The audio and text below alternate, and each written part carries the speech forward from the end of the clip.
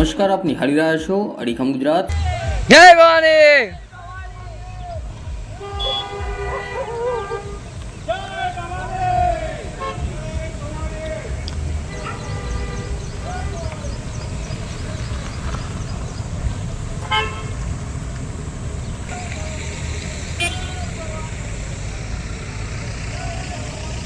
ક્ષત્રિય સમાજ અસ્મિતા ધર્મરથ જય ભવાનીના જયઘોષ સાથે દામણિયા ગામ ખાતે આવી પહોંચ્યો હતો.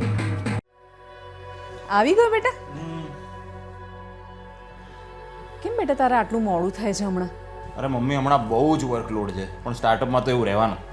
પણ સાંભળ, 7મી તારીખે આવા કોઈ બહાના નહીં ચાલે હો. અરે આપણે વોટિંગ માટે જવાનું છે.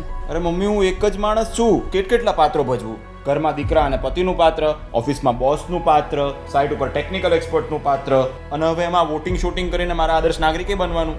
અરે બેટા, તું ખાલી આ 4 પાત્ર ભજવીને આટલો ફર્સ્ટેડ થઈ ગયો તો વિચાર તો કર, જેમના માટે આપણે વોટ આપવા જઈએ છીએ એ આપણા માટે કેટલા પાત્રો ભજવે છે, અને એ પણ 365 દિવસ 24 કલાક. અને હા, તારું આજે સ્ટાર્ટઅપ છે ને, એ આ વોટનો જ કમાલ છે.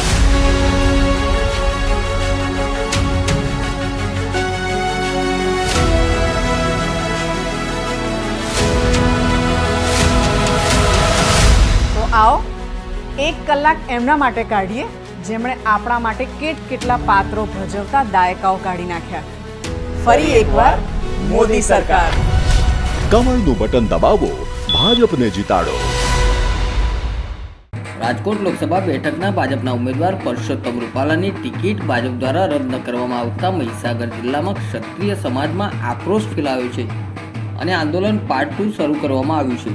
તો ભાજપના કોઈ કાર્યકરને ગામમાં પ્રવેશબંધી અંગે બેનર પણ લગાવવામાં આવ્યા છે. ક્ષત્રિય સમાજ દ્વારા ધર્મરથ શરૂ કરવામાં આવ્યું છે, જે ધર્મરથ યાત્રા દામણિયા ગામ ખાતે આવી પહોંચતા સ્વાગત કરવામાં આવ્યું હતું. આ ધર્મરથ યાત્રા દામણિયા ગામના બસ સ્ટેન્ડ વિસ્તાર થઈ આખા ગામમાં નીકળેલી યાત્રા ભીમનાથ મહાદેવ મંદિરે પહોંચી હતી, જ્યાં સભા યોજાઈ હતી. ત્યારે જિલ્લાના ક્ષત્રિય સમાજમાં અસ્મિતા આંદોલન વેગ પકડી રહ્યું છે.